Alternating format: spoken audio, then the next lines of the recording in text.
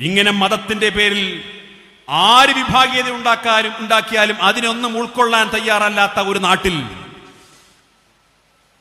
ആശയപരമായ വിരോധത്തിന്റെ പേരിൽ സുന്നി വിഭാഗത്തെ ആക്ഷേപിക്കുമ്പോൾ അതിന്റെ മറവിലൂടെ ഈ പുറത്തു വരുന്ന മതനിന്ദയുണ്ടല്ലോ, ആ മതനിന്ദയാണ് വഹാബിസത്തിന്റെ ഭീകരവാദം. അതങ്ങനെ 2 മിനിറ്റ് ക്ലിപ്പല്ലേ, നമ്മളിപ്പോ തൽക്കാലം മിണ്ടാതിരിക്കുക എന്ന് പറഞ്ഞാൽ ആശ്വസിപ്പിച്ചുകൊണ്ടൊന്നും കാര്യമില്ല. ഈ അപകടകരമായ ആശയത്തെ ഈ സമൂഹത്തിന് മുമ്പിൽ ഇനി ആരെങ്കിലും ബോധ്യപ്പെടാനുണ്ടെങ്കിൽ ബാക്കിയുള്ളവരെയും കൂടി ബോധ്യപ്പെടുത്തുക എന്നുള്ളതാണ് നമ്മുടെ ഉത്തരവാദിത്വം. തലമുറകൾ മാറി മാറി വന്നപ്പോഴെല്ലാം കൂടുതൽ കൂടുതൽ ഊർജ്ജസ്വലതയോടുകൂടി ആ റിലേ ബാറ്റൺ കൈമാറിക്കൊണ്ട് ഈ പ്രസ്ഥാനത്തെ മുന്നോട്ട് നയിക്കാൻ പ്രാപ്തമായിട്ടുള്ള നേതൃത്വം ഈ പ്രസ്ഥാനത്തിനുണ്ടായി എന്നുള്ളതാണ്. കേരളത്തിലെ മുസ്ലിം സമൂഹത്തിന്റെ ഇസ്സത്തിന്റെ പ്രതീകമാണ് സമസ്ത കേരള ജംഇയ്യത്തുൽ ഉലമ എന്ന് പറയാനുള്ള കാരണം, തലമുറകൾ മാറി മാറി വന്നപ്പോ, കാലക്രമത്തിൽ പുതിയ പുതിയ പല സംഘടനകളും കടന്നു വന്നപ്പോ, പുതിയ പുതിയ ആശയ പ്രചാരണങ്ങൾ കടന്നു വന്നപ്പോ, പുതിയ പുതിയ ശത്രുക്കൾ ഉയർന്നു വന്നപ്പോ ഈ പ്രസ്ഥാനത്തിന്റെ ആദർശത്തിന് ചോർച്ച സംഭവിച്ചിട്ടില്ല, ഈ പ്രസ്ഥാനത്തിന്റെ ആദർശത്തിന് ശോഷണം സംഭവിച്ചിട്ടില്ല. ഈ പ്രസ്ഥാനം ഉയർത്തിപ്പിടിക്കുന്ന അതിന്റെ മൂല്യങ്ങൾക്ക് ഒട്ടും അപജയം സംഭവിച്ചിട്ടില്ല. ഇത് നമുക്ക് അഭിമാനത്തോടു കൂടി പറയാൻ സാധിക്കും.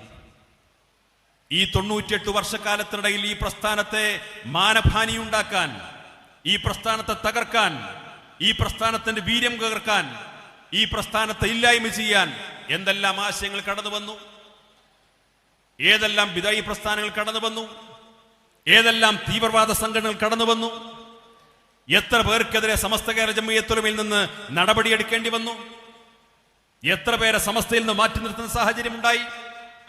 ഇടയ്ക്കിടെ സമസ്ത പറഞ്ഞിട്ടുണ്ടാകും, അവരുമായിട്ട് സഹകരിക്കാൻ പാടില്ല, അവരെ പിൻപറ്റാൻ പാടില്ല, അവർ പിഴച്ചവരാണ്, അവരുമായിട്ട് സഹകരിക്കാൻ പാടില്ല, അവരെ സംഘടനയിൽ നിന്ന് മാറ്റി നിർത്തിയിട്ടുണ്ട്, അവരെ സംഘടന പുറത്താക്കിയിട്ടുണ്ട്, അവരുമായിട്ട് സംഘടന സഹകരിക്കുന്നതല്ല. ഇടയ്ക്കിടെ സമസ്ത കേരള ജംഇയ്യത്തുൽ പറഞ്ഞതായിട്ട് കാണാൻ പറ്റും. ഒരുപക്ഷെ നേർക്കുനേരെ ചിന്തിക്കുന്ന ഒരു നിഷ്കളങ്കനുമാണെങ്കിൽ ഭാവിക്കാം, ഇതൊരു പ്രസ്ഥാനം ഇങ്ങനെ ഇടക്കിടക്ക് എല്ലാവരെയും പുറത്താക്കാനും എല്ലാവരെയും പഴച്ചവരായി പറയാനും എല്ലാവരെയും മാറ്റി നിർത്താനും തിരിഞ്ഞാൽ പിന്നെ ബാക്കി ഇതിൽ ആരെങ്കിലും ഉണ്ടാവുമോ എന്ന് വേണമെങ്കിൽ നിഷ്കളങ്കമായി ചിന്തിക്കാം. പക്ഷെ സംഭവിച്ചതല്ല.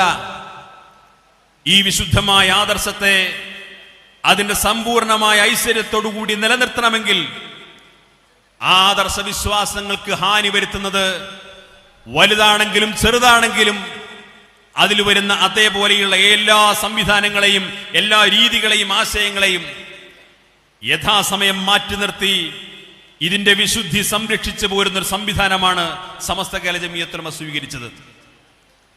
അതുകൊണ്ട് തന്നെ അഭിമാനത്തോടു കൂടി പറയാൻ സാധിക്കും, പരിശുദ്ധമായ ദീനുമായി ബന്ധപ്പെട്ടുകൊണ്ട് സമസ്ത കേരള ജംഇയ്യത്തുൽ ഉലമ 1926 മുതൽ ഈ നിമിഷം വരെ എടുത്തൊരു തീരുമാനം, ആ തീരുമാനം സമസ്തക്കാർക്ക് പിൽക്കാലത്തും മാറ്റിപ്പറയേണ്ടി വന്നു എന്ന് എതിരാളികൾക്ക് പോലും ആരോപണം ഉന്നയിക്കാൻ അവസരം കൊടുക്കാത്തതിന്റെ കാരണം, ഈ സംഘടനയുടെ നേതൃത്വം തീരുമാനങ്ങൾ എടുത്തത് സംഘടനയിലെ ഭൂരിപക്ഷത്തിന്റെ അടിസ്ഥാനത്തിലല്ല, സംഘടനയിൽ ആളുകൾ വാദിച്ച് സാമർത്ഥ്യത്തിന്റെ പേരിലല്ല, പ്രമാണങ്ങൾക്ക് വിധേയമായിട്ടായിരുന്നു.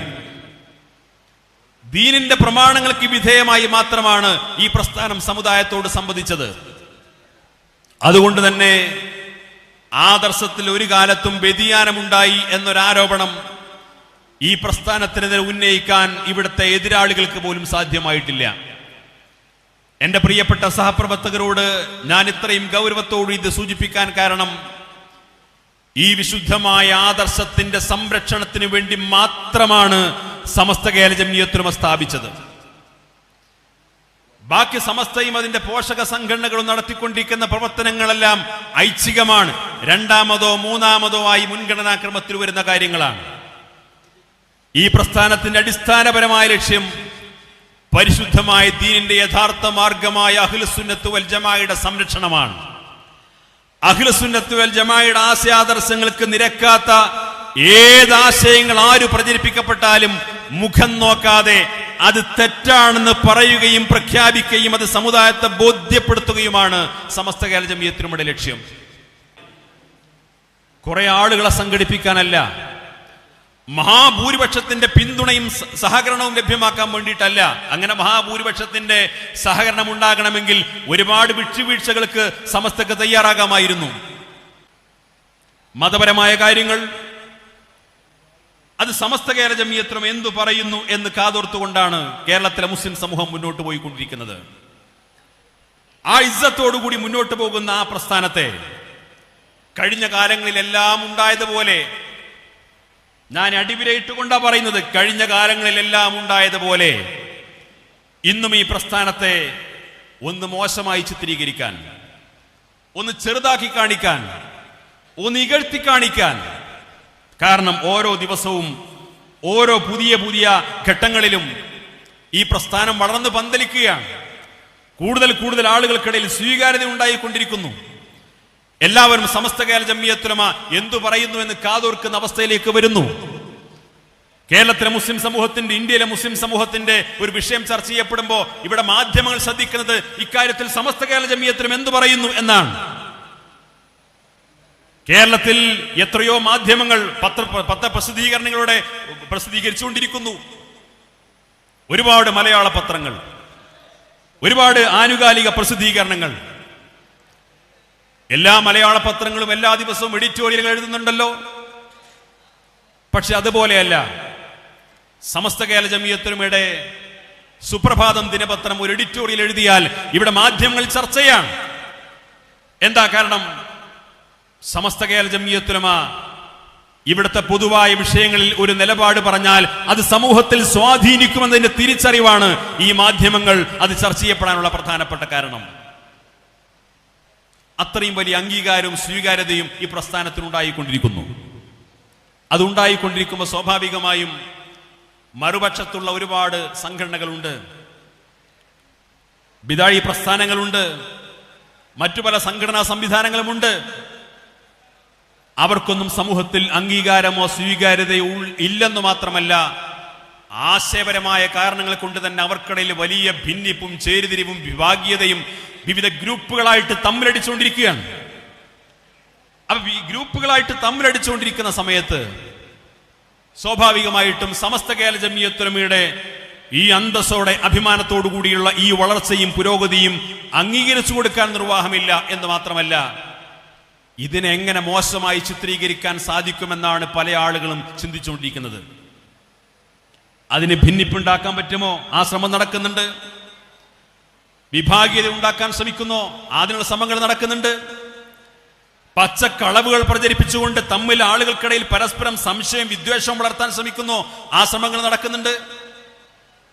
ഇവിടെയെല്ലാം എന്റെ പ്രിയപ്പെട്ട സഹപ്രവർത്തകന്മാർ അത്തരം ആളുകളുടെ അജണ്ടയിൽ വീഴാതെ സമസ്ത കേരള ജമിയത്തുൽ ഉലമയുടെ മഹനീയമായ നേതൃത്വം എന്താണ് പറയുന്നത് എന്ന് കാതോർക്കുകയും അവരുടെ ആഹ്വാനങ്ങൾക്കും ഉപദേശങ്ങൾക്കും അനുസരിച്ച് മാത്രം മുന്നോട്ട് പോകുന്ന അച്ചടക്കമുള്ള, അനുസരണയുള്ള സംഘടനാ പ്രവർത്തകരായി മാറണം എന്നാണ് സാന്ദർഭികമായിട്ട് സൂചിപ്പിക്കാനുള്ളത്. പുതിയ പുതിയ അജണ്ടകൾ നമുക്കിടയിലേക്ക് എറിഞ്ഞു തരാൻ ആളുകൾ ഉണ്ടാകും. പുതിയ പുതിയ വിഷയങ്ങൾ സാമൂഹ്യ മാധ്യമങ്ങളിലൂടെ പ്രചരിപ്പിച്ചുകൊണ്ട് നമ്മുടെ ശ്രദ്ധ തിരിക്കാൻ ആളുകൾ ഉണ്ടാകും. നമുക്ക് അജണ്ട നൽകേണ്ടത് നമ്മുടെ നേതൃത്വമാണ്. നമുക്ക് കർമ്മപരിപാടികൾ നൽകേണ്ടത് നമ്മുടെ സംഘടനാ നേതൃത്വമാണ്. നമ്മുടെ സംഘടന വാട്സപ്പ് ഗ്രൂപ്പുകൾ എന്ത് ചർച്ച ചെയ്യണമെന്ന് പറയേണ്ട, ആ ചർച്ചക്ക് അജണ്ട നിശ്ചയിച്ചു തരേണ്ടത് നമ്മുടെ സംഘടനാ നേതൃത്വമാണ്. ആ നേതൃത്വം പറഞ്ഞതിനനുസരിച്ചാണ് നാം മുന്നോട്ട് പോകേണ്ടത്. ആ നേതൃത്വം പറഞ്ഞതനുസരിച്ചുകൊണ്ട് കഴിഞ്ഞ 98 വർഷക്കാലം കേരളത്തിലെ മുസ്ലിങ്ങൾ സഞ്ചരിച്ചതിന്റെ ഗുണഫലമാണ് അന്തസ്സോട് ഇന്നും ആർക്ക് മുമ്പിലും അഭിമാനത്തോടുകൂടി ഞാനൊരു സമസ്തക്കാരനാണ്, ഞാനൊരു SKSFകാരനാണ് എന്ന് പറയാൻ നമുക്ക് സൗഭാഗ്യം കിട്ടിയത്. അത് അല്ലാഹു നമുക്ക് നമ്മുടെ ജീവിതത്തിൽ നൽകിയിട്ടുള്ള ഒരു നിഅമത്താണ് എന്ന് നാം തിരിച്ചറിയണം. എന്തെല്ലാം പ്രശ്നങ്ങളാണ് നമ്മുടെ നാട്ടിൽ നടന്നുകൊണ്ടിരിക്കുന്നത്. ഒരുപാട് വിവാദങ്ങൾ ഉണ്ടായിക്കൊണ്ടിരിക്കുന്നു, ഒരുപാട് പ്രശ്നങ്ങൾ ഉണ്ടാക്കാൻ ശ്രമിച്ചുകൊണ്ടിരിക്കുന്നു. പക്ഷെ അതൊന്നും നാം ചെവി കൊടുക്കേണ്ടതോ, നമ്മുടെ സമയങ്ങൾ, നമ്മുടെ വിലപ്പെട്ട സമയവും ഊർജവും സമ്പത്തും ഒന്നും അതിനുവേണ്ടി നീക്കിവെക്കേണ്ടതല്ല.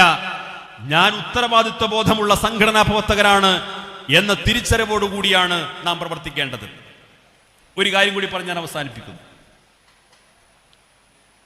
ഇതേപോലെ വിദ്യാഭ്യാസ രംഗത്ത് നമ്മൾ ഈ ഉത്തരവാദിത്വം നിർവഹിക്കുമ്പോൾ തന്നെ ഞാൻ തുടക്കത്തിൽ സൂചിപ്പിച്ചതുപോലെ ആദർശപരമായ കാര്യങ്ങളിൽ പുതിയ ചില രീതികളും നീക്കങ്ങളും നമ്മുടെ സമൂഹത്തിൽ വന്നുകൊണ്ടിരിക്കുകയാണ്.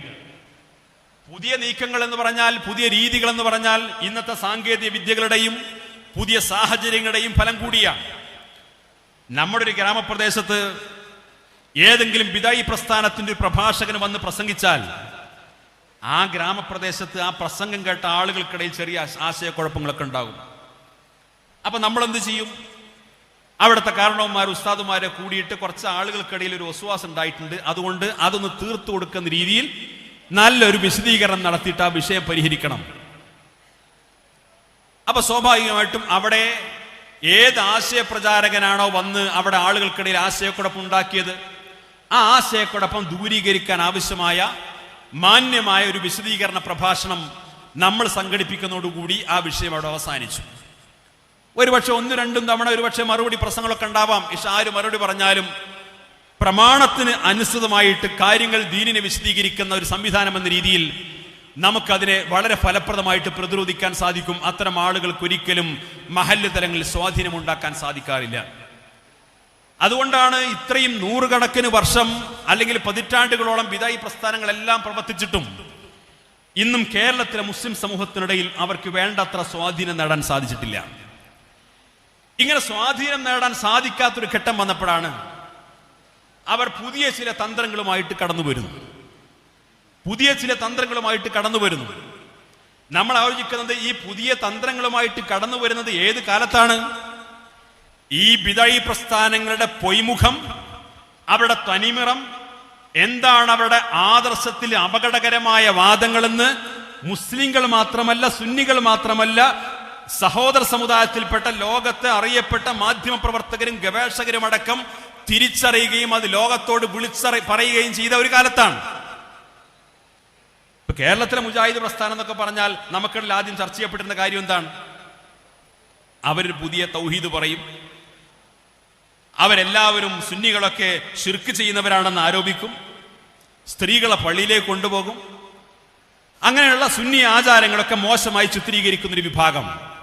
അന്ധവിശ്വാസത്തിനും അനാചാരത്തിനും ജീർണതകൾക്കുമെതിരെ ശക്തമായി പടപൊരുതുന്ന ആളുകളായിട്ടാണ് ബിദഈ പ്രസ്ഥാനങ്ങളെ പൊതുവായി ആളുകൾ കണ്ടിരുന്നത്. അവർ പൊതുസമൂഹത്തിനിടയിൽ അവരെങ്ങനെയാണ് പരിചയപ്പെടുത്താൻ ശ്രമിച്ചത്? ഞങ്ങൾ കേരളത്തിലെ മുസ്ലിങ്ങൾക്കിടയിലെ നവോത്ഥാനത്തിന് നേതൃത്വം കൊടുക്കുന്ന ആളുകളാണ്. എന്താ കാരണം? ഞങ്ങൾ അന്ധവിശ്വാസത്തിനെതിരാണ്, ഞങ്ങൾ അനാചാരത്തിനെതിരാണ്, ഞങ്ങൾ ജീർണതകൾക്കെതിരാണ്, ഞങ്ങൾ സ്ത്രീകൾക്ക് വിദ്യാഭ്യാസം നൽകുന്നവരാണ്, ഞങ്ങൾ ഭൗതിക വിദ്യാഭ്യാസത്തെ പ്രോത്സാഹിപ്പിക്കുന്നവരാണ്, ഞങ്ങൾ സമൂഹത്തെ പുരോഗതിയിലേക്ക് നയിക്കുന്നവരാണ്, ഞങ്ങൾ പുരോഗമന ആശയങ്ങൾ പ്രചരിപ്പിക്കുന്നവരാണ്, വിശുദ്ധ ഖുർആനിന് കാലാനുസൃതമായ വ്യാഖ്യാനങ്ങൾ നൽകുന്നവരാണ്. അപ്പൊ വിശുദ്ധമായ ഖുർആനിനെയും ദീനിന്റെ പ്രമാണങ്ങളെയൊക്കെ സ്വന്തം ബുദ്ധിക്കും യുക്തിക്കും അനുസരിച്ചുകൊണ്ട് വ്യാഖ്യാനിക്കുന്നവരാണ്. ആ പൊതുസമൂഹത്തിനിടയിൽ സ്വാഭാവികമായിട്ടും വളരെ പെട്ടെന്ന് സ്വീകാര്യത ഉണ്ടാകും. ഒരു കൂട്ടരാരാണ്? ഒരു കൂട്ടർ 6-ാം നൂറ്റാണ്ടിലുണ്ടായിട്ടൊരു വിശുദ്ധ ഖുർആൻ, അതിനനുബന്ധമായിട്ട് ആ ഖുർആനിനെയും ഹദീസിനെയും വ്യാഖ്യാനിച്ച മദ്ഹബിന്റെ ഇമാമുകൾ, അതേപോലെയുള്ള പ്രാമാണികരായ പണ്ഡിതന്മാർ, അതിന്ന് ഒരു വ്യത്യാസത്തിനും ഒരു വിട്ടുവീഴ്ചക്കും ഒരു ദുർവ്യാഖ്യാനത്തിനും പഴുതില്ലാതെ ആ പ്രമാണങ്ങൾക്കനുസൃതമായിട്ട് മാത്രം മുന്നോട്ട് പോകും എന്ന് പറയുന്ന യാഥാസ്ഥികർ എന്ന് അവർ നമ്മളെ വിളിക്കപ്പെടുന്ന ആ യഥാവിധി മാത്രം അംഗീകരിക്കുന്ന ഒരു വിഭാഗം ഒരു ഭാഗത്ത്.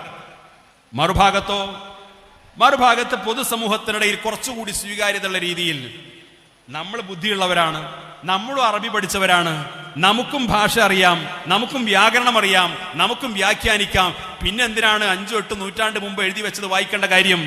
അപ്പൊ ഞാൻ എന്റെ സ്വന്തം ബുദ്ധിക്കും യുക്തിക്കും അനുസരിച്ച് മതത്തെ വ്യാഖ്യാനിക്കുന്നു, ഞാൻ പുതിയ കാലത്തിനനുസരിച്ച് ഖുർആൻ വായിക്കുന്നു, പുതിയ കാലത്തിനനുസരിച്ച് പ്രവാചകനെ വായിക്കുന്നു.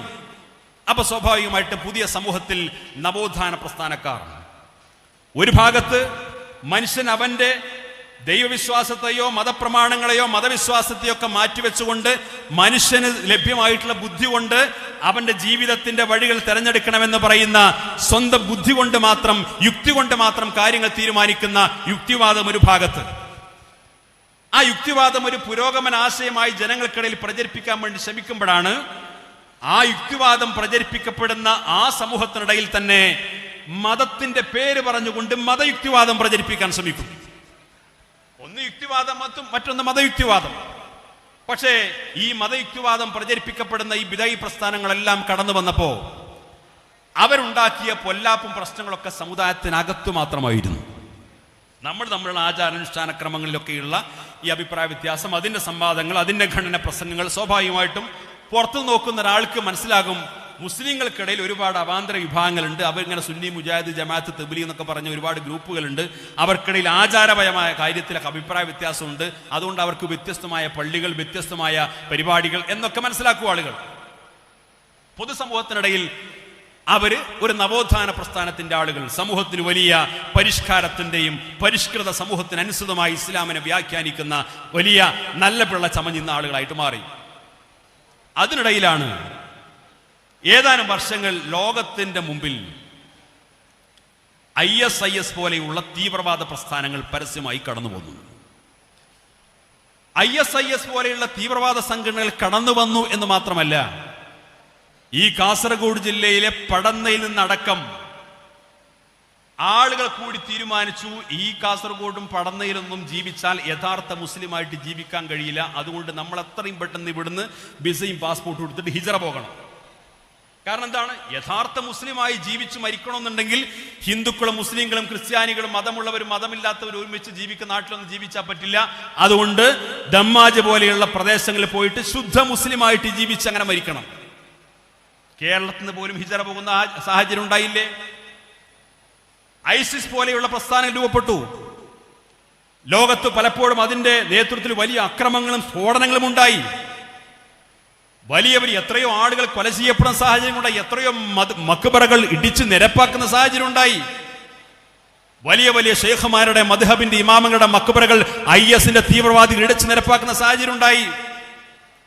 അപ്പോഴാണ് ലോകത്തുള്ള നൂറുകണക്കിന് പണ്ഡിതന്മാർ, ഒരു രാജ്യത്തല്ല വ്യത്യസ്ത രാജ്യങ്ങളിലുള്ള നൂറുകണക്കിന് ഇസ്ലാമിക പണ്ഡിതന്മാർ ISIS-മായി ബന്ധപ്പെട്ട പ്രവർത്തനങ്ങൾ നിരീക്ഷിച്ചുകൊണ്ട് അവർ ഒന്നിച്ച് ലോകത്തിന് മുമ്പിൽ പ്രഖ്യാപിച്ചു, ISIS-മായി, ഇസ്ലാമിക് സ്റ്റേറ്റുമായി ഇസ്ലാമിന് ബന്ധമില്ല, അത് ഇസ്ലാമിക പ്രമാണങ്ങൾക്ക് വിരുദ്ധമാണ് എന്ന് പരസ്യമായി പ്രഖ്യാപിച്ചു. പക്ഷെ ഇവരുടെ അക്രമങ്ങൾ, ഇവർ നടത്തുന്ന സ്ഫോടനങ്ങൾ ലോകത്തുടനീളം വ്യാപിച്ചപ്പോൾ സ്വാഭാവികമായിട്ടും വിവിധ ഏജൻസികൾ, മാധ്യമപ്രവർത്തകർ, സാമൂഹ്യ നിരീക്ഷകന്മാർ ഇതിനെക്കുറിച്ചൊക്കെ വലിയ അന്വേഷണങ്ങളും ഗവേഷണങ്ങളും നടത്തുന്നു. ISIS വഹാബിസമാണ്. സമസ്ത മുഷാവറ പാസാക്കിയതല്ല. ലോകത്തുള്ള ആധികാരിക പണ്ഡിതന്മാർ, പണ്ഡിത സഭകൾ, മാധ്യമ പ്രവർത്തകർ, സാമൂഹിക നിരീക്ഷകന്മാർ, എത്രയോ ഗവേഷകന്മാർ ഈ സത്യത്തിൽ വേണ്ടത്ര ചർച്ചയാക്കപ്പെട്ടിരുന്നില്ല. ഇത് വന്നപ്പോഴാണ് ISIS എന്ന് പറയുന്ന ഭീകര സംഘടനയുടെ അപകടകരമായ ആശയങ്ങളെക്കുറിച്ച് ഈ സമൂഹത്തിൽ കൃത്യമായ ധാരണയുണ്ടായി. ആ ആശയത്തിന്റെ പിന്നിൽ അവർക്ക് പ്രചോദകമായി വർത്തിച്ചത് വഹാബിസമാണ് എന്ന് ലോകം തിരിച്ചറിഞ്ഞു. വഹാബിസമാണെന്ന് ലോകം തിരിച്ചറിഞ്ഞു. എന്താണ് ഇതിന്റെ അടിസ്ഥാനപരമായ സ്വഭാവം? പരമത നിന്ന സഹോദര സമുദായങ്ങളെ കുറിച്ച് ഒരിക്കലും ഒരു ബഹുസ്വര സമൂഹത്തിൽ പറയാൻ പാടില്ലാത്ത, ഇനി ബഹുസ്വര സമൂഹമല്ല, ഇനി മുസ്ലിം സമൂഹം മാത്രം ജീവിക്കുന്ന പ്രദേശത്താണെങ്കിലും പരിശുദ്ധ ഇസ്ലാമിന് അങ്ങനെ ഒരു കാഴ്ചപ്പാടില്ല, അത് വേറെ കാര്യം. പക്ഷെ ഒരു ബഹുസ്വര സമൂഹത്തിൽ ഒരിക്കലും പറയാൻ പാടില്ലാത്ത പരമത നിന്ദയുടെയും മതവിദ്വേഷത്തിന്റെയും ഐഡിയോളജിയാണ് ഇവർ പ്രചരിപ്പിച്ചത്. ഈ ഐഡിയോളജി പലപ്പോഴും ഇടയിൽ മാത്രം ചർച്ച ചെയ്യപ്പെട്ടതുകൊണ്ട് ഇത് പൊതുസമൂഹത്തിൽ വേണ്ടത്ര ചർച്ചയാക്കപ്പെട്ടിരുന്നില്ല. ഇത് വന്നപ്പോഴാണ് ISIS എന്ന് പറയുന്ന ഭീകര സംഘടനയുടെ അപകടകരമായ ആശയങ്ങളെക്കുറിച്ച് ഈ സമൂഹത്തിൽ കൃത്യമായ ധാരണയുണ്ടായി. ആ ആശയത്തിന്റെ പിന്നിൽ അവർക്ക് പ്രചോദകമായി വർത്തിച്ചത് വഹാബിസമാണ് എന്ന് ലോകം തിരിച്ചറിഞ്ഞു. വഹാബിസമാണെന്ന് ലോകം തിരിച്ചറിഞ്ഞു. എന്താണ് ഇതിന്റെ അടിസ്ഥാനപരമായ സ്വഭാവം? പരമത നിന്ന സഹോദര സമുദായങ്ങളെ കുറിച്ച് ഒരിക്കലും ഒരു ബഹുസ്വര സമൂഹത്തിൽ പറയാൻ പാടില്ലാത്ത, ഇനി ബഹുസ്വര സമൂഹമല്ല, ഇനി മുസ്ലിം സമൂഹം മാത്രം ജീവിക്കുന്ന പ്രദേശത്താണെങ്കിലും പരിശുദ്ധ ഇസ്ലാമിന് അങ്ങനെ ഒരു കാഴ്ചപ്പാടില്ല, അത് വേറെ കാര്യം. പക്ഷെ ഒരു ബഹുസ്വര സമൂഹത്തിൽ ഒരിക്കലും പറയാൻ പാടില്ലാത്ത പരമത നിന്ദയുടെയും മതവിദ്വേഷത്തിന്റെയും ഐഡിയോളജിയാണ് ഇവർ പ്രചരിപ്പിച്ചത്. ഈ ഐഡിയോളജി പലപ്പോഴും വ്യംഗ്യമായി കേരളത്തിലെ മുജാഹിദ് പ്രസ്ഥാനങ്ങൾക്കിടയിൽ പലപ്പോഴും ഉണ്ടായിട്ടുണ്ട്. വ്യംഗ്യമായി പലപ്പോഴും കേരളത്തിൽ തന്നെയുള്ള മുജാഹിദ് പ്രസ്ഥാനങ്ങൾക്കിടയിൽ ഉണ്ടായിട്ടുണ്ട്. പക്ഷേ ഇന്നത്തെ പോലെ വാർത്താ മാധ്യമങ്ങളൊന്നും അത്ര സജീവമല്ലാത്തതുകൊണ്ടും പൊതുസമൂഹത്തിനിടയിലേക്ക് ഈ ചർച്ചകൾ അത്ര വ്യാപിപ്പിക്കാത്തതുകൊണ്ട് അത് അത്രത്തോളം ആ രീതിയിൽ വന്നില്ല. ഇപ്പൊ കഴിഞ്ഞ ദിവസം നിങ്ങളൊക്കെ ശ്രദ്ധയിൽപ്പെട്ടൊരു പ്രസംഗം, കേരള നദ്വത്തുൽ മുജാഹിദീന്റെ ഔദ്യോഗിക വേദികളിൽ പലതവണ പ്രഭാഷണം നടത്തുന്ന ഒരു മുജാഹിദ് പ്രഭാഷകൻ, ഞങ്ങൾ മെമ്പർഷിപ്പ് കൊടുത്തിട്ടില്ല, ഞങ്ങൾ അങ്ങനെ തൊട്ടിട്ടില്ല എന്ന് പറഞ്ഞു ഇനി മാറാൻ പറ്റില്ല. കേരള നദ്വത്തുൽ മുജാഹിദീന്റെ ഔദ്യോഗിക സമ്മേളനങ്ങളിലും അവരുടെ സ്ഥാപനങ്ങളിലും നൂറുകണക്കിന് തവണ പ്രഭാഷണം നടത്തിയ ആളാണ് ഈ വിദ്വേഷ പ്രസംഗം നടത്തിയ മഹാൻ. എന്താണ് അദ്ദേഹം പറഞ്ഞത്? ഗൗരവത്തിൽ ചിന്തിക്കേണ്ട കാര്യമാണ്. ഇവിടുത്തെ ലോകത്തെ മഹാഭൂരിപക്ഷം വരുന്ന സുന്നികളെ അവർ കാഫിറാണെന്ന് പരസ്യമായിട്ട് പ്രഖ്യാപിക്കുന്നു. നമ്മുടെ മഹല്ല് പള്ളികളിലെ ഖത്തീബുമാരെ, ഇമാമമാരെ തുടർന്ന് നിസ്കരിക്കാൻ പാടില്ല. കാരണം എന്താണ്? അവർ സ്വാമിമാരാണത്രേ. നിങ്ങൾ ആലോചിക്കണം, തൊപ്പിയും താടിയും വെച്ചൊരാൾ ഇസ്ലാമിക പണ്ഡിതൻ എന്ന വേഷം ധരിച്ചുകൊണ്ട് ഇസ്ലാമിന്റെ കാഴ്ചപ്പാട് പറയാണ്, കുത്തുബിയത്ത് നടത്തുന്ന പള്ളി കയറാൻ പാടില്ല, കാരണം ആ പള്ളി അമ്പലമാണ്, പള്ളിയല്ല. ഞാൻ വേറെ വശം ഒന്ന് തിരിച്ച് നമുക്ക് ചോദിക്കാം. നമ്മൾ സ്വാമിമാരെ ആരും പിന്തുടർന്ന് നിസ്കരിക്കാറില്ല, പക്ഷെ സ്വാമിമാരെ അങ്ങനെ എഴുത്താൻ പാടുണ്ടോ? ക്ഷേത്രത്തിൽ നമ്മൾ പോയി നിസ്കരിക്കാറില്ല, പക്ഷെ ക്ഷേത്രത്തെ മോശമായി ചിത്രീകരിക്കാൻ പാടുണ്ടോ? ഞാൻ പറഞ്ഞത് ഈ വഹാബിസത്തിന്റെ ആശയത്തിൽ അന്തർലീനമായിട്ടുള്ള മതന്നയാണ് ഈ സുന്നികൾക്കെതിരായിട്ടുള്ള ആക്രോശത്തിനിടയിലൂടെ പുറത്തു വരുന്നത്. ഇദ്ദേഹത്തിന്റെ പ്രസംഗത്തിലെ സമാനമായ വാചകമല്ലേ ഈ ISISന്റെ തുടക്കകാലത്ത് ശംസുദ്ദീൻ ബാലത്ത് പോലുള്ള കേരളത്തിലെ മുജാഹിദ് മൗലവിമാർ പ്രസംഗിച്ചത്? ഇദ്ദേഹം എന്താ പറയുന്നത്? സുന്നികളൊക്കെ കാഫിറാണ്, സുന്നികളെ പള്ളിയിൽ പോയി നിസ്കരിക്കാൻ പാടില്ല, അവിടുത്തെ ഇമാമിങ്ങളൊക്കെ സ്വാമിമാരാണ്. ആരാ സ്വാമി? സ്വാമി എന്ന് പറഞ്ഞു കഴിഞ്ഞാൽ ഇവിടുത്തെ ഹൈന്ദവ സമൂഹത്തിന്റെ ആചാര കാര്യങ്ങൾക്ക് നേതൃത്വം കൊടുക്കുന്ന അവരുടെ മതവിഭാഗത്തിൽപ്പെട്ട വളരെ പ്രധാനപ്പെട്ട ഒരു വിശുദ്ധനായ വ്യക്തിത്വമല്ലേ? എന്തിനാണ് ഒരു സമുദായത്തെ, സുന്നി വിഭാഗത്തെ ആക്ഷേപിക്കുന്നതിന്റെ ഭാഗമായി മറ്റൊരു മതവിഭാഗത്തിൽപ്പെട്ട പ്രധാനപ്പെട്ട ഒരു വ്യക്തിത്വത്തെ ആക്ഷേപിക്കേണ്ട കാര്യം? ആ ഒരു മതവിദ്വേഷ പ്രചാരണത്തിന് അതിന് പ്രചോദനമേകിയ ആശയം ഏതാണ്? വേറെ വാദം എന്താണ്? അത്തരം ആളുകൾ നിസ്കരിക്കുന്നത് പള്ളിയല്ല, അമ്പലമാണ്. ഇത് പ്രസംഗിക്കുന്നത് എവിടെയെന്നറിയോ നിങ്ങള്? ഇത് പ്രസംഗിക്കുന്നത് ഏത് നാട്ടിലാണെന്നറിയോ? വെള്ളപ്പൊക്കം ഉണ്ടായപ്പോ, പ്രളയമുണ്ടായപ്പോ, ഉരുൾപൊട്ടലുണ്ടായപ്പോ, ഭൂമി കുലുക്കുണ്ടായപ്പോ, നൂറുകണക്കിന് ആളുകൾ മരണപ്പെട്ടപ്പോ, ആയിരക്കണക്കിന് ആളുകൾ അഭയാർത്ഥി ക്യാമ്പുകൾ കഴിഞ്ഞുകൂടിയപ്പോ ഇവിടുത്തെ പള്ളികളിൽ സഹോദര സമുദായത്തിൽപ്പെട്ട ആളുകൾ വന്ന് വിശ്രമിച്ചിട്ടുണ്ട്. ഇവിടുത്തെ മദ്രസകളിൽ സഹോദര സമുദായത്തിൽപ്പെട്ട ആണുങ്ങളും പെണ്ണുങ്ങളും വന്ന് കിടന്നുറങ്ങിയിട്ടുണ്ട്, അഭയകേന്ദ്രമായിട്ടുണ്ട്.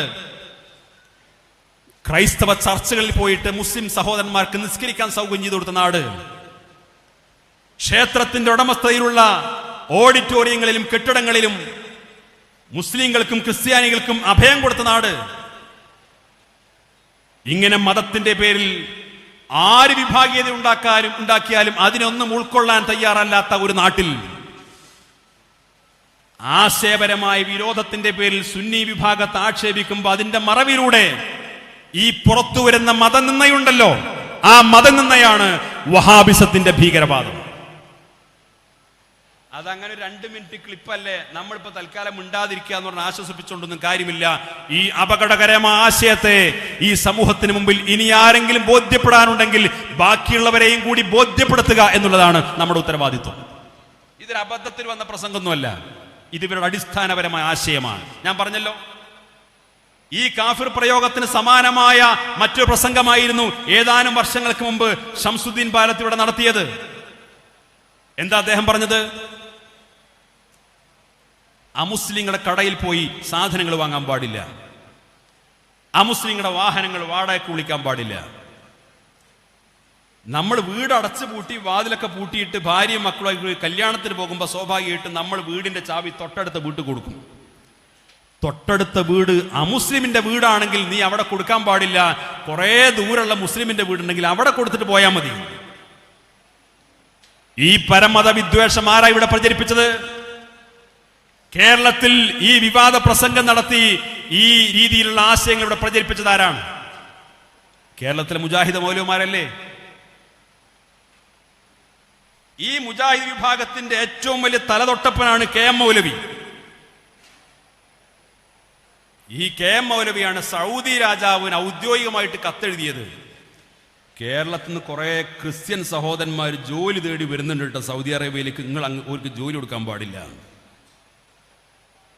ഈ മൗലവിന്റെ കൂടെ എന്ത് ബോബനും മോളിയും കളിപ്പിച്ചിട്ട് കാര്യമില്ല. സലഫിസത്തെ വെളിപ്പിച്ചെടുക്കാൻ ആരെയും സമ്മതിക്കൂല. ഒരു ബോംബനും മോളിയും കളി തുടങ്ങിയിട്ടുണ്ട്. തങ്ങളും മൊയ്ലിയരും, മൊയ്ലിയരും തങ്ങളും. ഇതുകൊണ്ടൊന്നും സലഫിസത്തെ വെളിപ്പിച്ചെടുക്കാൻ കഴിയില്ല. കേരളത്തിൽ പരമത നിന്ന വഹാബിസത്തിന്റെ പരമത നിന്നക്ക് തുടക്കം കുറിച്ചയാളാണ് KM മൗലവി. ആ KM മൗലവി സഹോദര സമുദായത്തിൽപ്പെട്ടവന് ജോലി കൊടുക്കരുതെന്ന് സൗദി രാജാവിന് കത്തെഴുതിയയാളാണ്. ആ കത്തിന്റെ രേഖ ഇന്നും ലഭ്യമാണ്. ആ KM മൗലവിയും പാണക്കാട് PMSA പൂക്കോയത്തങ്ങളും എവിടെ കിടക്കുന്നു? ആ KM മൗലവിയോട് ചേർത്ത് വെക്കാൻ എങ്ങനെ ബാഫക്കിത്തങ്ങളെയും PMSA പൂക്കോയത്തങ്ങളെയും ചേർത്ത് വെക്കാൻ കഴിയും? അവരെങ്ങനെയാണ് ഇവിടെ ജീവിച്ചത്? ഇവിടുത്തെ ഹിന്ദുവിനെയും മുസ്ലിമിനെയും ക്രിസ്ത്യാനിയെയും മതമുള്ളവനെയും മതമില്ലാത്തവനെയും ഒരുമിച്ച് ചേർത്ത് അവരുടെ വിശ്വാസങ്ങളെ അവരുടെ ആചാരങ്ങളെ എല്ലാം ഉൾക്കൊണ്ടുകൊണ്ട് അവർക്കിടയിൽ വിദ്വേഷത്തിന്റെ കണിക പോലും കാണിക്കാതെ പരസ്പര സ്നേഹത്തിന്റെയും സൗഹൃദത്തിന്റെയും സാമുദായിക സൗഹാർദ്ദത്തിന്റെയും അന്തസ്സോടുകൂടിയുള്ള വലിയൊരു കാഴ്ചപ്പാട് പഠിപ്പിക്കുകയും പരിശീലിപ്പിക്കുകയും ആ കാഴ്ചപ്പാട് ജീവിതത്തിലൂടെ കാണിച്ചു കൊടുത്ത ആളുകളാണ് മഹാന്മാരായ സാദാത്തുക്കളും ആലിമീങ്ങളും. ആ ആലിമ്യങ്ങളുടെ കൂടെ എവിടെയെങ്കിലും കല്യാണത്തിന് ഒരുമിച്ച് കൂടിയിരുന്നു, എവിടെ മരിച്ചോടത്ത് പോയപ്പോൾ കണ്ടിരുന്നു, ഏതോ ഹോട്ടലിൽ നിന്ന് ചായ കുടിച്ചപ്പോൾ കണ്ടിരുന്നു എന്നൊക്കെ പറഞ്ഞുകൊണ്ട് അങ്ങനെ കേരളത്തിൽ വഹാബിസത്തെ സലഫിയത്തിനെ വെളിപ്പിച്ചെടുക്കാനുള്ള ശ്രമങ്ങൾ ആരെങ്കിലും നടക്കുന്നുണ്ടെങ്കിൽ അതൊരിക്കലും സമസ്ത കേരള ജംഇയ്യത്തുലമയും സുന്നത്ത് ജമാഅത്തിന്റെ പ്രവർത്തകരും ഉള്ളിടത്തോളം കാലം അനുവദിക്കുന്ന പ്രശ്നമല്ല. അത് നമ്മൾ തിരിച്ചറിയണം. അതിനു വേണ്ടിയിട്ടാണ് സമസ്ത കേരള ജംഇയ്യത്തുലമ ഉണ്ടാക്കിയത്. അതിനുവേണ്ടി മാത്രമാണ് സമസ്ത കേരള ജംഇയ്യത്തുലമ ഉണ്ടാക്കിയത്. ബിദ്അഈ പ്രസ്ഥാനങ്ങളുടെ അപകടം എന്താണ്? ആ അപകടങ്ങൾ കൃത്യമായി ഈ സമൂഹത്തെ ബോധ്യപ്പെടുത്തി കൊടുക്കാൻ വേണ്ടിയിട്ടാണ് സമസ്ത കേരള ജംഇയ്യത്തുലമ ഉണ്ടാക്കിയത്. ആ ബിദ്അഈ പ്രസ്ഥാനങ്ങളുടെ അപകടത്തിന്റെ ദുരന്തഫലം പലപ്പോഴും ലോകം കണ്ടിട്ടുണ്ട്.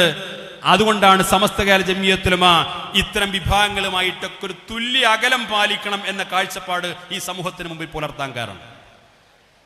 2 ദിവസം മുമ്പാണ് UK-യിൽ 3 പേർ കൊല ചെയ്യപ്പെട്ടു. UK-യിൽ 3 പേർ കത്തിക്കുത്തേറ്റ് കൊല ചെയ്യപ്പെട്ടു. അതിൽ അറസ്റ്റ് ചെയ്യപ്പെട്ടത് സിറിയക്കാരനായ 27 വയസ്സ് പ്രായമുള്ള ഒരു IS തീവ്രവാദി. 2 ദിവസം മുമ്പാണ്. അവരുടെ ഭീകര പ്രവർത്തനങ്ങൾ ഇപ്പോഴും ലോകത്ത് നടന്നുകൊണ്ടിരിക്കുകയാണ്. അതിന് സമാനമായ പ്രവർത്തനങ്ങൾ ഒരുപക്ഷെ കേരളത്തിലും ഇന്ത്യയിലും നടക്കാൻ കഴിയില്ല. പക്ഷേ അതിന് സമാനമായ പ്രസംഗങ്ങൾ ഇന്നും കേരളത്തിൽ നടന്നുകൊണ്ടിരിക്കുന്നു എന്നാണ് ഗൗരവത്തോടുകൂടി നാം തിരിച്ചറിയേണ്ടത്. ഒരു കാര്യം കൂടി സൂചിപ്പിച്ച് ഞാൻ അവസാനിപ്പിക്കാം. നിങ്ങളുടെ ചിന്തക്ക് വേണ്ടി പറയാണ്. നമ്മളിതൊക്കെ പറയുമ്പോൾ നമ്മൾ ഭിന്നിപ്പുണ്ടാക്കുന്ന ആൾക്കാർ, നമ്മളിത് പറയുമ്പോൾ നമ്മൾ അനൈക്യമുണ്ടാക്കുന്ന ആളുകൾ, നമ്മളിത് പറയുമ്പോൾ എന്തിനാണ് ഈ കാലത്തൊക്കെ ഇത് പറയാൻ പാടുണ്ടോ എന്ന് ഉപദേശിക്കുന്ന ആളുകൾ, അത്തരം ഉപദേശകരുടെ സതുദ്ദേശത്തെ ഉൾക്കൊള്ളുന്നു, മാനിക്കുന്നു. കേരളത്തിലെ മഹാഭൂരിപക്ഷം വരുന്ന സുന്നികളെ അവർ കാഫിറാണ്, അവർക്ക് പ്രാർത്ഥന നേതൃത്വം കൊടുക്കുന്ന ആളുകൾ മറ്റൊരു മതവിഭാഗത്തോട് താരതമ്യം ചെയ്ത് അവരുടെ ആരാധനാലയങ്ങളെ മറ്റൊരു വിഭാഗത്തിന്റെ ആരാധനകളായിട്ട് പറഞ്ഞ് ഒരാരോപണം ഉന്നയിച്ച അതേ ആരോപണം ഇവിടെ സമസ്ത കേരള ജംഇയ്യത്തുലമയുടെ പ്ലാറ്റ്ഫോമിലുള്ള ഏതെങ്കിലും ഒരു സാധാരണ പ്രഭാഷകൻ അതേ ആരോപണം ഇവിടെ മുജാഹിദ് വിഭാഗത്തിനെതിരെയോ ജമാഅത്ത് ഇസ്ലാമിക്കെതിരെയോ അല്ലെങ്കിൽ മറ്റേതെങ്കിലും സംഘടനക്കെതിരെ സാങ്കല്പികമായിട്ട് ഒരിക്കലും അങ്ങനെ ചെയ്യില്ല, അത് വേറെ കാര്യം, പറഞ്ഞിട്ടുണ്ടെങ്കിൽ ഇവിടുത്തെ അവസ്ഥ എന്തായിരിക്കും? നിങ്ങൾ ആലോചിച്ചു, സമസ്തയുടെ സമ്മേളനത്തിൽ വെച്ചുകൊണ്ട്, SKSF സമ്മേളനത്തിൽ വെച്ചുകൊണ്ട്, നമ്മുടെ ഈ സമ്മേളനത്തിൽ വെച്ചുകൊണ്ട് മുജാഹിദ് വിഭാഗത്തെക്കുറിച്ച്, മുജാഹിദ് മൗലവിമാരെ കുറിച്ച്, മുജാഹിദ് പള്ളികളെ കുറിച്ച് ഇതിന് സമാനമായ ഒരു ആരോപണം തിരിച്ചുന്നയിച്ചിരുന്നുവെങ്കിൽ എത്ര ഉപദേശകന്മാരായിരിക്കും സമസ്തയെ പോസ്റ്റ്മോർട്ടം ചെയ്യാൻ, സമസ്തയുടെ ഫത്വകൾ പോസ്റ്റ്മോർട്ടം ചെയ്യാൻ, സമസ്തയുടെ പക്വതയില്ലായ്മ പറയാൻ, സമസ്തക്ക് കാലമറിയില്ല, സാഹചര്യം അറിയില്ല, എത്ര ഉപദേശകന്മാരായിരിക്കും. സമസ്ത ഒരിക്കലും ഒരു ബിദഅി പ്രസ്ഥാനത്തെയും അത് കുഫ്റിന്റെ പ്രസ്ഥാനമാണെന്ന് പറഞ്ഞിട്ടില്ല. സമസ്ത ഖാദിയാനികൾ അവർ മുസ്ലിങ്ങളാന്ന് പറഞ്ഞിട്ടുണ്ട്. അത് രണ്ടാമതായി മാറി ചിന്തിക്കേണ്ട സാഹചര്യം ഉണ്ടായിട്ടില്ലല്ലോ. സമസ്ത പറഞ്ഞതിന് ശേഷമാണ് റാബിത പോലും ഖാദിയാനികൾ മുസ്ലിങ്ങളല്ല എന്ന് പ്രഖ്യാപിച്ചത്. ലോകം മുഴുവൻ അംഗീകരിച്ചല്ലോ. സമസ്തക്ക് അങ്ങനെ കാഫിറാക്കണ പരിപാടിയൊന്നുമില്ല. പക്ഷെ സമസ്ത ഏതെങ്കിലും കാലത്ത് ഏതെങ്കിലും ഒരു ആശയത്തെ ചൂണ്ടിക്കാണിച്ചുകൊണ്ട് അവർ മുസ്ലിങ്ങളല്ല എന്ന് പറഞ്ഞിട്ടുണ്ടെങ്കിൽ ഈ നിമിഷം വരെ അവിടെ അടിയുറച്ചു നിന്നിട്ടുണ്ട്. അതിനെ ചോദ്യം ചെയ്യാൻ പോലും ആർക്കും സാധിച്ചിട്ടില്ല. മഹാനായ ശൈഖുനാ ശംസുൽ ഉലമ ഒരിക്കൽ പട്ടിക്കാട് ജാമിഅ നൂരിയ അറബിക് കോളേജിൽ അവിടെ ദർസ് നടത്തിയിരുന്ന കാലം ശംസുൽ ഉലമയുടെ ക്ലാസ്സിൽ പഠിച്ചുകൊണ്ടിരിക്കുന്ന ഒരു കുട്ടി, അവരാ കോളേജ് ക്യാമ്പസിലൂടെ 2-3 കുട്ടികൾ ഇങ്ങനെ നടന്നു പോവുകയാണ്. ഉസ്താദ് പഠിപ്പിക്കുന്ന കുട്ടി ഉൾപ്പെടെ 2-3 കുട്ടികൾ ഇങ്ങനെ നടന്നു പോവുകയാണ്. ശംസുൽ ഉലമ അവിടെ പുറത്ത് ഒരു കസേരയിൽ ഇരിക്കുകയാണ്. സാധാരണ കോളേജ് ക്യാമ്പസുകൾ വൈകുന്നേരം ഉസ്താദുമാരൊക്കെ ഇങ്ങനെ വരാന്തയിൽ കാറ്റ് കൊള്ളാനിരിക്കും, എന്തെങ്കിലും ദിക്റൊക്കെ ചൊല്ലിയിരിക്കും. കുട്ടികളൊക്കെ ഒഴിവ് സമയം ആയതുകൊണ്ട് ചിലപ്പോൾ ഇങ്ങനെ ഗ്രൗണ്ടിലൂടെ ഒക്കെ അങ്ങോട്ടും ഇങ്ങോട്ടും നടന്നുകൊണ്ടിരിക്കും. അതേ സമയം ഒരു 3 കുട്ടികൾ അതിലിങ്ങനെ നടന്നു പോയിക്കൊണ്ടിരിക്കുമ്പോൾ ശൈഖുനാ ശംസുൽ ഉലമ അതിൽപ്പെട്ട ഒരാളെ വിളിച്ചു. ആ വിളിക്കുന്ന ആ നിമിഷം വരെ ആ കുട്ടി ആ കോളേജിൽ മിടുക്കനായി പഠിക്കുന്ന നല്ലൊരു മുത്താലിമാണ്. ശംസുൽ ഉലമ കുട്ടിയെ വിളിച്ചിട്ട് പറഞ്ഞു, എടോ നിന്റെ മുഖത്ത് ഞാൻ കുഫ്രിയത്ത് കാണുന്നുണ്ട്, പെട്ടിയും കിതാബ് കൊടുത്ത് പൊയ്ക്കോന്ന് പറഞ്ഞു. പോകാൻ പറഞ്ഞു. ശംസുൽ ഉലമ അങ്ങനെ തീരുമാനം പറഞ്ഞാൽ പിന്നെ അവിടെ അപ്പീലില്ല, അവിടെ വേറെ റെക്കമെൻഡേഷൻ കാര്യങ്ങൾക്കൊന്നുമില്ല. ഈ കുട്ടി പെട്ടി എടുത്തിട്ട് പോയി. പല ആളുകളും ശംസുൽ ഉലമയോട് എന്താണ് സംഭവം ചോദിച്ചപ്പോൾ അതിന് പറഞ്ഞ മറുപടിയാണ്, ഞാൻ അവന്റെ മുഖത്ത് കുഫ്രിയത്ത് കാണുന്നുണ്ട്. ഏതാനും ദിവസങ്ങൾ പിന്നിട്ടില്ല, ഈ കുട്ടി പട്ടിക്കാട് ജാമിഅ നൂരിയക്ക് സമീപമുള്ള ചുങ്കം ജംഗ്ഷനിൽ വന്ന് ക്രൈസ്തവ മിഷണറി പ്രഭാഷകനായിട്ട് അവിടെ വന്ന് ക്രൈസ്തവ മിഷണറിമാരുടെ പ്രസംഗം നടത്തിയിട്ട് പോയി. ശംസുൽ ഉലമയോ സമസ്ത കേരള ജമിയത്തുലമോ ഇവിടെ അനാവശ്യമായിട്ട് ആരെയും കാഫിറാക്കാനും ആർക്കിടയിലും മതം പ്രചരിപ്പിക്കാനൊന്നും പോകാറില്ല. പക്ഷേ അവർക്ക് എന്തെങ്കിലും കാര്യങ്ങൾ തിരിച്ചറിഞ്ഞാൽ അവർ യഥാവിധി തീരുമാനമെടുക്കും. ആ തീരുമാനം സത്യസന്ധമായിരുന്നു എന്ന് പിൽക്കാലത്ത് എല്ലാവർക്കും ബോധ്യമായിട്ടുണ്ട്. ഇവിടെ നടന്നുകൊണ്ടിരിക്കുന്നത് മുജാഹിദ് പ്രസ്ഥാനത്തിന്, ജമാഅത്തെ ഇസ്ലാമിക്ക്, തബ്ലീഗ് ജമാഅത്തിന്, ഇതുപോലുള്ള ബിദഅി പ്രസ്ഥാനങ്ങൾക്ക് അവരിക്കാലം അത്രയും പ്രചരിപ്പിച്ച ആശയങ്ങൾക്ക് സമൂഹത്തിൽ ഒട്ടും സ്വീകാര്യത നേടുന്ന സാഹചര്യം ഇല്ലാതെ വന്നപ്പോ അതിന് സ്വീകാര്യത ഉണ്ടാക്കാൻ വേണ്ടിയിട്ട് പുതിയ ചില വേഷം കെട്ടുകളുമായിട്ട് ഇറങ്ങിയിട്ടുണ്ട്. അതിൽ അറിഞ്ഞോ അറിയാതെയോ പല ആളുകളും പെട്ടുപോകുന്നു എന്നത് വേദനാജനകമാണ്. പക്ഷേ നാം തിരിച്ചറിയേണ്ടത് അടിസ്ഥാനപരമായി ആദർശപരമായി അഹ്ലുസുന്നത്ത് വൽ ജമാഅയുടെ ആശയാദർശങ്ങളുടെ സംരക്ഷണത്തിനു വേണ്ടി മാത്രമാണ് സമസ്ത കേരള ജമിയത്തുൽ ഉലമ രൂപീകരിച്ചതും പ്രവർത്തിച്ചുകൊണ്ടിരിക്കുന്നതും. ആ ദൗത്യം അത് നിർവഹിക്കുന്ന സമയം മാത്രമേ ആ സംഘടനയ്ക്ക് പ്രസക്തിയുള്ളൂ. ആ ദൗത്യ നിർവഹണത്തിൽ നിന്ന് ആ സംഘടന പിന്തിരിഞ്ഞു കഴിഞ്ഞാൽ പിന്നെ ആ സംഘടനയ്ക്ക് പ്രസക്തിയില്ല. അതുകൊണ്ട് തന്നെ ഓരോ നിമിഷവും ആ സംഘടന വിഭാവന ചെയ്യുന്ന ആശയാദർശങ്ങളുടെ പ്രസക്തി വർദ്ധിച്ചുകൊണ്ടിരിക്കുന്നു എന്ന് മാത്രമല്ല, അതിന്റെ സംരക്ഷണത്തിനും അതിന്റെ സംസ്ഥാപനത്തിനും നിരന്തരമായ പ്രവർത്തനങ്ങൾക്ക് വേണ്ടി മഹല്ല് തലങ്ങളിൽ, മദ്രസ തലങ്ങളിൽ, ശാഖാ തലങ്ങളിൽ നാം ബന്ധപ്പെടുന്ന എല്ലാ മേഖലകളിലും അതിനനുസരിച്ച് സംഘടനാ സംവിധാനത്തെ ശക്തിപ്പെടുത്താൻ വേണ്ടി നമ്മൾ ശ്രമിക്കണം. വലിയ തോതിൽ തെറ്റിദ്ധാരണ ഉണ്ടാക്കാനും നമുക്കിടയിൽ ആശയക്കുഴപ്പം ഉണ്ടാക്കാനും നമുക്കിടയിൽ പരസ്പര വിദ്വേഷം ഉണ്ടാക്കാനും പരസ്പരം സംശയം ഉന്നയിക്കാനൊക്കെയുള്ള ശ്രമങ്ങൾ പലരും നടത്തിക്കൊണ്ടിരിക്കുന്നുണ്ട് എന്ന് തിരിച്ചറിയുകയും എന്ത് കേട്ടാലും എന്ത് വായിക്കേണ്ടി വന്നാലും ഏത് ചർച്ചകൾ നടക്കുന്ന ഘട്ടം വന്നു കഴിഞ്ഞാലും ഇക്കാര്യങ്ങളിലെല്ലാം എന്താണ് നേതൃത്വം എടുത്ത തീരുമാനം എന്ന് അന്വേഷിക്കുകയും ആ നേതൃത്വത്തിന്റെ ആഹ്വാനങ്ങൾക്കും തീരുമാനങ്ങൾക്കും അനുസരിച്ച് മാത്രം മുന്നോട്ട് പോകുന്ന അച്ചടക്കമുള്ള അനുസരണയുള്ള സമസ്തയുടെ യഥാർത്ഥ